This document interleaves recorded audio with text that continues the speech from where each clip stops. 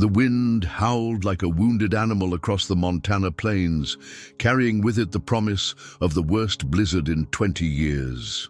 Jake Sullivan pulled his worn leather jacket tighter as he made his final rounds, checking the barn doors and securing anything that might become a projectile in the coming storm. The weatherman had been right for once. This wasn't going to be just another winter storm. This was the kind of weather that killed.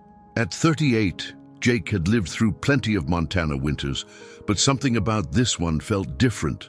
Maybe it was the way the air seemed to vibrate with electricity, or how his cattle had been restless all day, sensing what was coming.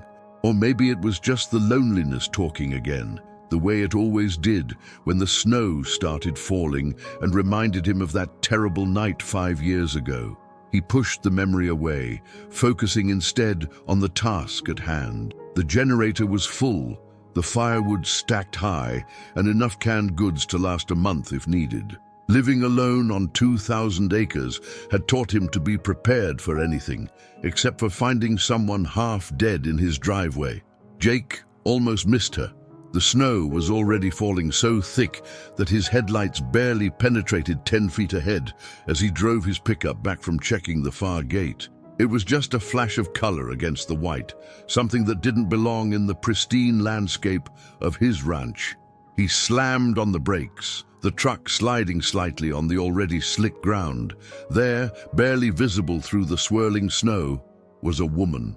She was curled on her side, her dark hair matted with ice, wearing nothing but a thin dress that was completely inadequate for the dropping temperatures. Her skin had taken on a bluish tinge that Jake recognized from his years of ranch work. Hypothermia was setting in fast. "Jesus," he whispered, jumping out of the truck without bothering to turn off the engine. The wind hit him like a physical blow, stealing his breath and making his eyes water instantly. He dropped to his knees beside her, his hands shaking as he checked for a pulse. It was there, but weak and irregular.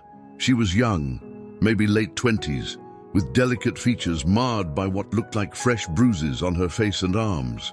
Her lips were blue, and her breathing was so shallow he had to lean close to make sure she was still alive.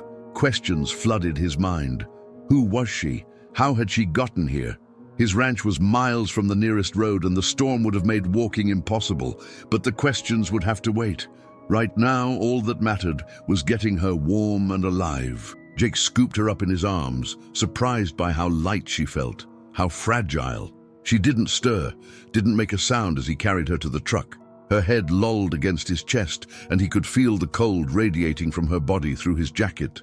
The drive back to the house took forever, every second stretching, as he watched her still form in the passenger seat, willing her to keep breathing.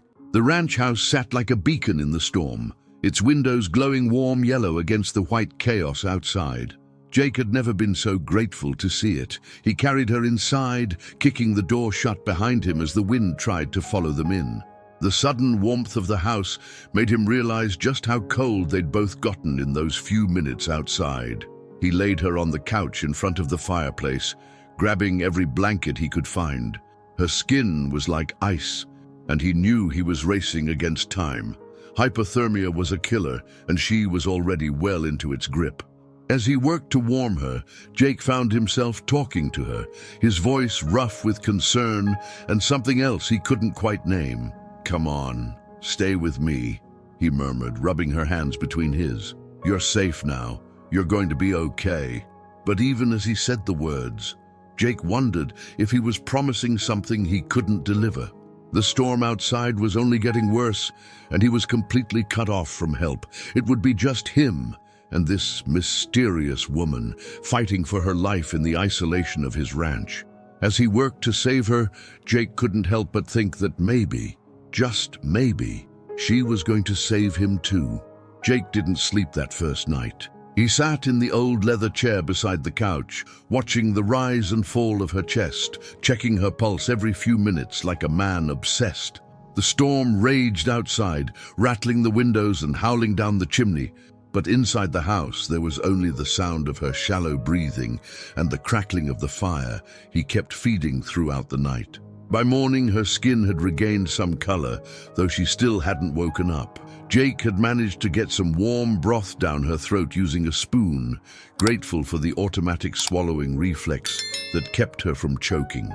He'd also discovered more injuries, a nasty gash on her shoulder that he'd cleaned and bandaged, and what looked like finger-shaped bruises around her wrists that made his jaw clench with anger. Someone had hurt her, badly, and she'd ended up here, in the middle of nowhere in weather that should have killed her. The more Jake thought about it, the more questions he had, but right now, all that mattered was keeping her alive. Dr. Hayes would know what to do, he muttered to himself, thinking of the retired doctor who lived 30 miles away in Cedar Falls. But the phone lines were down, and even if they weren't, no one was getting through this storm. The radio crackled with emergency broadcasts about closed roads and power outages, confirming what Jake already knew. They were completely isolated. She stirred around noon on the second day, a soft moan escaping her lips as her head turned slightly. Jake leaned forward, his heart racing with relief and something else he didn't want to examine too closely. "Hey," he said softly, his voice rough from disuse. "Can you hear me?" Her eyelids fluttered, and for a moment he caught a glimpse of green eyes, wide and confused before they closed again. But it was progress. She was fighting her way back to consciousness. "You're safe," he continued, though he wasn't sure she could hear him. "You're in my house. I found you in the snow. You've been unconscious for almost 2 days." This time, when her eyes opened, they stayed open. She blinked slowly, taking in the rustic living room with its stone fireplace and wood-paneled walls. When her gaze finally settled on Jake, he saw fear flash across her features before she tried to sit up. "Easy," Jake said, gently placing a hand on her shoulder. "You're hurt. You need to rest." She flinched away from his touch, and Jake immediately pulled back, recognizing the instinctive reaction of someone who'd been hurt before. His heart broke a little as he watched her struggle to push herself upright, her face pale with pain and exhaustion. "Where am I?" Her voice was barely a whisper, hoarse and strained. "My ranch. Sullivan Ranch, about 40 miles north of Cedar Falls. I'm Jake." He kept his voice calm, non-threatening. "What's your name?" She was quiet for so long that Jake wondered if she'd drifted off again. When she finally spoke, her voice was uncertain, as if she was testing the words. "Emma. I think my name is Emma." "You think?" Jake frowned. "Are you having trouble remembering?" Emma's hand went to her head, her fingers probing gently at what Jake now noticed was a significant bump near her hairline. "Everything's fuzzy. I remember running. I remember being so cold. But before that," she trailed off, her eyes filling with tears of frustration. "It's okay," Jake said quietly. "Head injuries can cause memory problems. It might come back gradually." He'd seen it before with ranch hands who'd taken bad falls. "Do you remember how you got here? How you ended up in the snow?" Emma closed her eyes, concentrating. "I was in a car, I think, but something happened. I had to get out. I had to run." Her eyes snapped open, wide with sudden fear. "He was going to find me. He was going to—" She cut herself off, her breathing becoming rapid and shallow. "Who was going to find you?" Jake asked gently, but Emma was already shaking her head. I can't remember, but I can't let him find me." She tried to stand, swaying dangerously. "I have to go. I have to keep running. Emma, look at me." Jake's voice was firm but kind. "You're in no condition to go anywhere. There's a blizzard outside, and you nearly died from hypothermia. Even if you could walk, which you can't, you wouldn't make it 50 yards in this weather." She looked toward the window, where the snow was still falling steadily, and some of the fight went out of her. "How long have I been here?" 2 days. The storm's supposed to last another day or two, maybe longer. Even when it stops, it'll be a while before the roads are clear. Jake leaned back in his chair, giving her space. "You're safe here, Emma, I promise. Whatever you're running from, it can't reach you here." But even as he said the words, Jake wondered if he was making a promise he couldn't keep. The fear in her eyes, the way she'd looked over her shoulder even in his living room, told him that whatever Emma was running from was serious and dangerous. As if reading his thoughts, Emma looked at him with those green eyes that held too much pain for someone so young. "You don't understand," she whispered. "He'll never stop looking. And when he finds me..." Anyone who helped me will pay the price. Jake felt something cold settle in his stomach, but his voice remained steady. Then we'll just have to make sure he doesn't find you. Outside, the wind howled like a living thing, and Jake couldn't shake the feeling that when the storm finally passed, it would bring more than just clear skies. It would bring the past that Emma was so desperately trying to escape. Over the next 3 days, as the storm finally began to subside, Emma's strength returned along with fragments of her memory. Jake found himself caught between relief at her recovery and growing concern about what she was remembering. The fear in her eyes had only intensified, and she jumped at every sound. The settling of the house, the wind rattling a window, even the innocent lowing of cattle in the distance. She told him pieces of her story in whispers, late at night, when the darkness seemed to make confession easier. Her name was Emma Carter, and she'd been married to a man named Marcus Rivera for 3 years. What she described wasn't a marriage, it was a prison sentence. "He controls everything," she said one evening, staring into the fire while Jake pretended to read a book. "What I wear, what I eat, who I talk to. He has cameras in every room, tracking devices in my car, in my phone. I couldn't even go to the grocery store without one of his men following me." Jake's hands tightened on his book. What kind of man needs to watch his wife like that? A dangerous one. Emma's voice was hollow. Marcus isn't just controlling, he's connected. He has money, influence, people in law enforcement on his payroll. I tried to leave before, twice. Both times, he found me within hours. She touched the fading bruises on her face unconsciously. He made sure I understood what would happen if I tried again. "But you did try again," Jake observed. Emma nodded, her eyes distant. "I overheard a phone call. He was talking to someone about getting rid of a problem permanently. The way he said it, the way he looked at me afterward." She shuddered. "I realized I wasn't just trapped anymore. I was living on borrowed time." Jake set down his book and leaned forward. "So, you ran." "I had one chance. Marcus had a business dinner, and his usual bodyguard was sick. The replacement was new. Didn't know all the protocols. I slipped out during a bathroom break, stole a car from the parking lot." Emma's voice grew stronger as she relived her escape. "I drove for hours, switching cars twice, staying off the main roads. I thought I was being so careful. What happened? I don't know. The memories are still fuzzy. I remember it was getting dark and I was so tired. I must have dozed off because the next thing I knew I was sliding off the road. The car went down an embankment and I hit my head on something." She touched the bump on her skull. "And when I came to, I could smell gasoline. I knew I had to get out before the car caught fire." Jake felt his chest tighten as he imagined her alone and injured, stumbling through the snow. "How did you end up at my ranch?" "I saw lights in the distance. I thought if I could just reach them." Emma's voice trailed off. "I don't remember much after that, just being so cold and then waking up here." For a moment, they sat in comfortable silence, the only sound the crackling of the fire. Then Emma spoke again, her voice barely audible. "Jake, I need to tell you something else. Something that might change your mind about helping me." Jake looked at her, seeing the way her hands trembled slightly, the way she couldn't quite meet his eyes. "What is it?" "Marcus isn't just wealthy, he's involved in things, illegal things. Money laundering, maybe worse. I found documents, heard conversations I wasn't supposed to hear. That's part of why I became such a liability." She finally looked at him, her green eyes bright with unshed tears. "If he finds me here, if he finds out you helped me, he won't just take me back. He'll make sure you can't tell anyone what you know." Jake felt a chill that had nothing to do with the Montana winter. "Are you trying to scare me away?" "I'm trying to give you a choice," Emma said quietly. "Once the road's clear, I can leave. I can keep running, and you can go back to your life. You can forget you ever found me in the snow." Jake stared at her for a long moment, taking in the way she held herself, strong despite everything she'd been through, brave despite the terror that haunted her eyes. She was offering him an out, a way to stay safe, to remain in the isolation that had protected him for 5 years. "What if I don't want to forget?" he asked softly.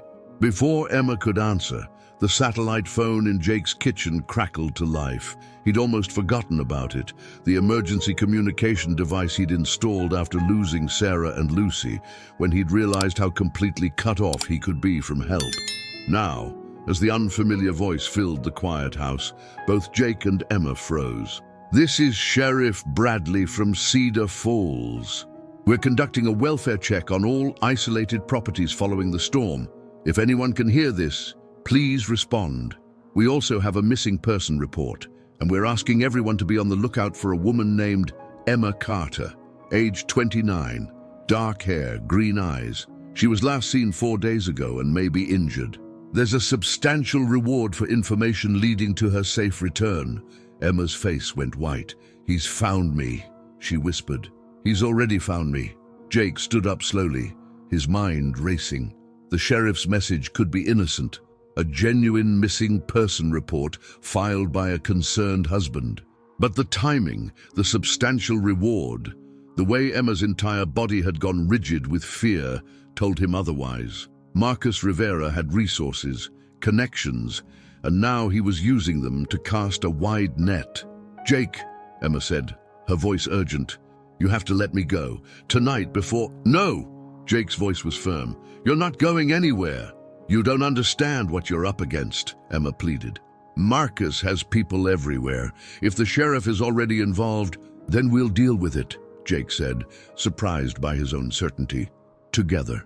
Outside, the storm had finally passed, leaving behind a landscape of pristine white that sparkled under the stars. But Jake knew that soon, very soon, that peaceful isolation would be shattered.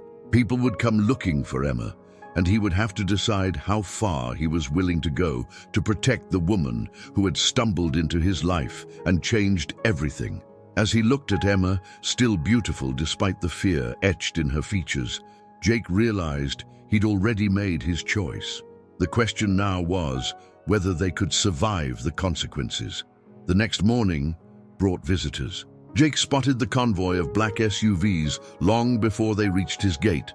3 vehicles moving slowly up his private road, their engines creating small clouds of exhaust in the crisp air. He'd been expecting this since the sheriff's radio broadcast, but seeing it actually happen made his stomach clench with dread. "Emma," he called quietly. She was in the kitchen, helping him prepare breakfast, but at the sound of his voice, she immediately moved to the window. "Oh, God," she breathed, her face draining of color. "Those are his cars. Marcus is here." Jake studied the approaching vehicles. "How can you be sure?" "The way they move, the formation, and that lead car, it's Marcus's personal security team." Emma stepped back from the window, her whole body trembling. "Jake, I have to hide. If he sees me—" "The root cellar," Jake said quickly. "Behind the pantry. There's a hidden door. Get down there and don't come out no matter what you hear."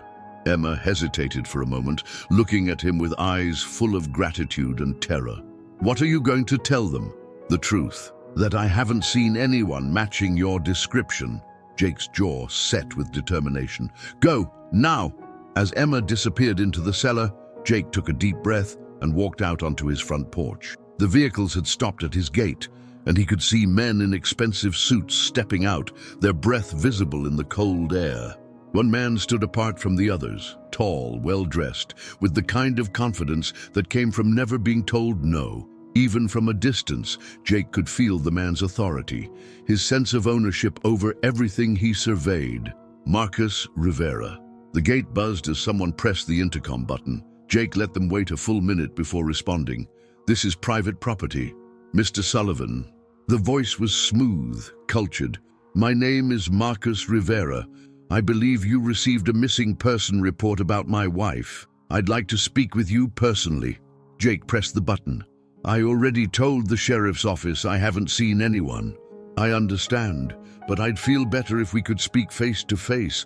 I'm very worried about Emma. She's been struggling with some mental health issues lately. She may not remember who she is or how to get help."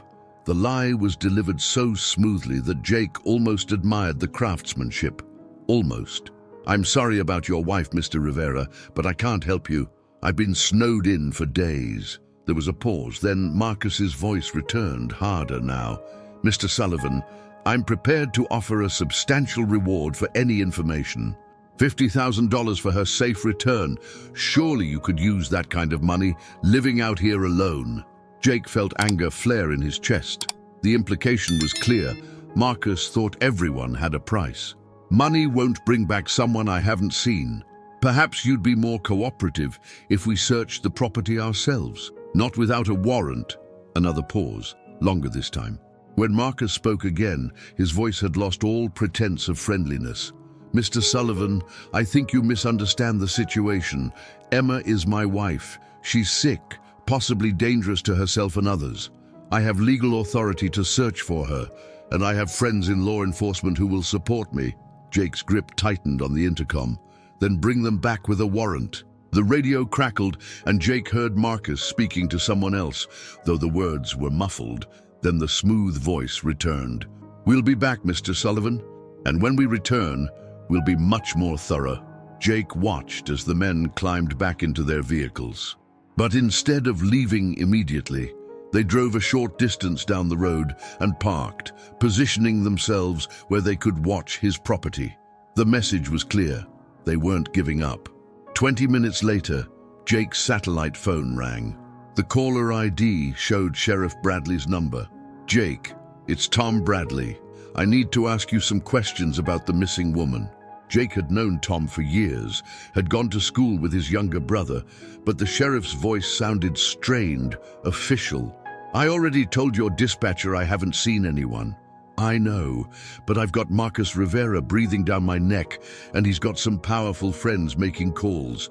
He's convinced his wife came through your area." Tom paused. "Jake, I've known you for a long time. If you know something, anything, you need to tell me now. Rivera isn't the kind of man you want as an enemy." Jake looked toward the cellar where Emma was hiding, thinking about the bruises on her face, the terror in her eyes. "Tom, have you seen the medical records? The photos of what this woman allegedly did to herself?" Silence on the other end. Then Tom's voice, quieter now. "Jake, be very careful here. Rivera has documentation, witness statements. He says she's been unstable since a miscarriage last year, that she's hurt herself before. And you believe him? It doesn't matter what I believe. I have to follow the law. And right now, the law says a man is looking for his missing wife." Tom's voice dropped to almost a whisper. "But Jake, if you know something, if this woman contacted you somehow, you need to think very carefully about what you do next. Rivera isn't just wealthy. He's connected in ways that go beyond local law enforcement." After Tom hung up, Jake stood in his kitchen, staring out at the black SUVs parked on his road. He thought about Emma, hidden in the darkness below, and about the choice he was facing. He could end this now, tell them where she was, collect the reward, and go back to his solitary life. But when he closed his eyes, he saw Sarah's face, heard her voice telling him that sometimes doing the right thing meant risking everything. Emma had trusted him with her life, her secrets, her hope for freedom. Jake picked up his rifle from the gun cabinet and checked the ammunition. He'd made his choice days ago when he'd carried a half-frozen woman out of the snow. Now he just had to live with the consequences. Outside, the black SUVs waited like vultures, and Jake knew that his quiet, isolated life was about to become a battlefield. They came at nightfall, just as another storm began to roll in across the mountains. Jake had been watching them all day through his binoculars, noting how they positioned themselves, how they moved in shifts. Professional, military trained. This wasn't going to be a simple conversation. Emma emerged from the cellar as darkness fell, her face pale but determined. "They're not leaving, are they?" "No." Jake checked his rifle one more time. "And I don't think they're planning to wait for that warrant." As if summoned by his words, the sound of engines filled the night air.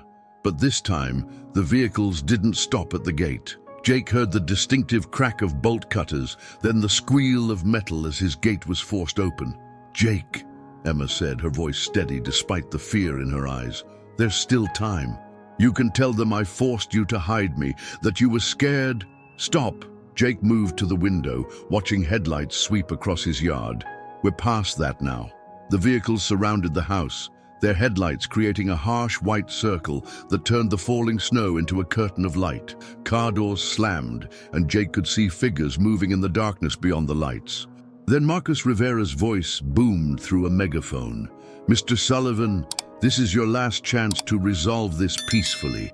Send my wife out, and we'll leave you alone." Jake opened the front door and stepped onto the porch, his rifle held casually but visibly at his side. "I told you before, Rivera, she's not here."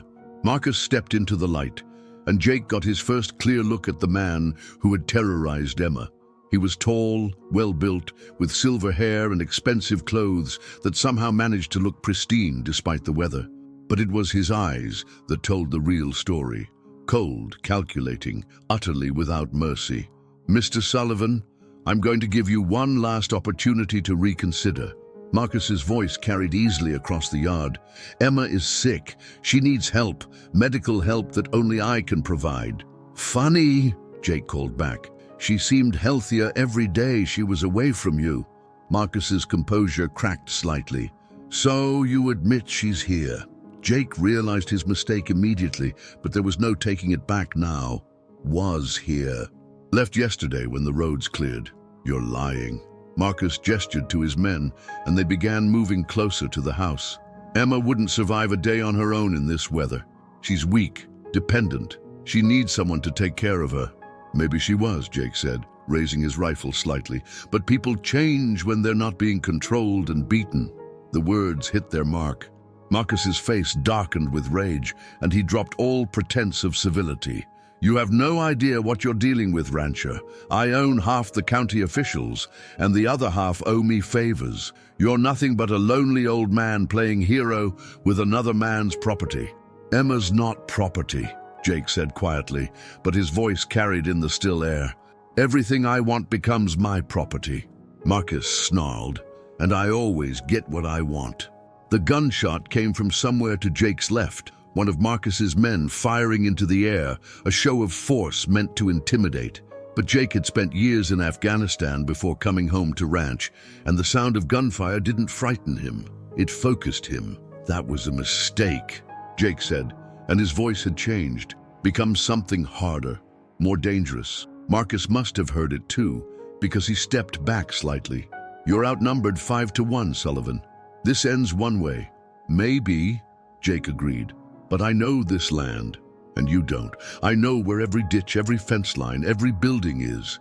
You're standing in the open with vehicle lights behind you, making perfect targets." He paused, letting that sink in. "And Emma's not the helpless woman you think she is anymore." As if on cue, the house lights went out, plunging the yard into relative darkness. Marcus's men immediately tensed, their weapons drawn, sweeping the shadows for threats. In the confusion, Jake slipped back into the house and locked the heavy wooden door. Emma was waiting in the hallway, dressed in Jake's spare clothes, her face set with grim determination. "What's the plan?" "We make them think twice about coming after you," Jake said. "The storm's getting worse, which works in our favor. They're city boys. They don't know how to handle this kind of weather or terrain." Outside, Marcus was shouting orders to his men, his composed facade completely gone. Jake could hear them moving around the house, testing windows and doors. But the old ranch house had been built to withstand Montana weather and the occasional break-in attempt. It would hold. For now. Emma moved to Jake's side, looking out through a gap in the curtains. "He'll never give up," she said quietly. "He'd rather see me dead than free." Jake looked at her, seeing not the terrified woman he'd found in the snow, but someone who had found her strength again. "Then we'll have to make sure that's not an option." Thunder rumbled overhead, and the storm that had been threatening all day finally broke in earnest. As wind and snow began to lash the house, Jake realized that this night would determine everything, whether Emma would finally be free, or whether they'd both pay the ultimate price for defying a man who thought he owned the world. The storm raged for 3 hours, turning Marcus's tactical advantage into a nightmare. His men, unprepared for the brutal Montana weather, found themselves fighting not just Jake and Emma, but nature itself. The wind howled at 60 miles per hour, driving snow so thick they couldn't see 10 feet in any direction. Jake used every trick he'd learned in the military and 20 years of ranch life. He and Emma moved through the house like ghosts, using passages and hiding spots that only someone who'd lived there for years would know. When Marcus's men tried to breach the back door, they found themselves facing not just Jake's rifle, but a woman who had finally found her courage. Emma had discovered Jake's emergency satellite beacon, a device that sent distress signals directly to emergency services. While Marcus's men stumbled around in the storm, she managed to activate it, sending their location and a detailed message about the situation to both the FBI and the state police. The turning point came when Marcus, frustrated by his men's failures, tried to approach the house himself. But Emma was ready for him. She appeared at the front window, no longer the terrified woman he'd controlled for 3 years, and spoke words that cut through the storm like a blade. "I recorded everything, Marcus," she called out, holding up Jake's phone. "Every conversation we've had, every threat you've made. I uploaded it all to a secure server before your men cut the internet. If anything happens to me or Jake, it all goes public."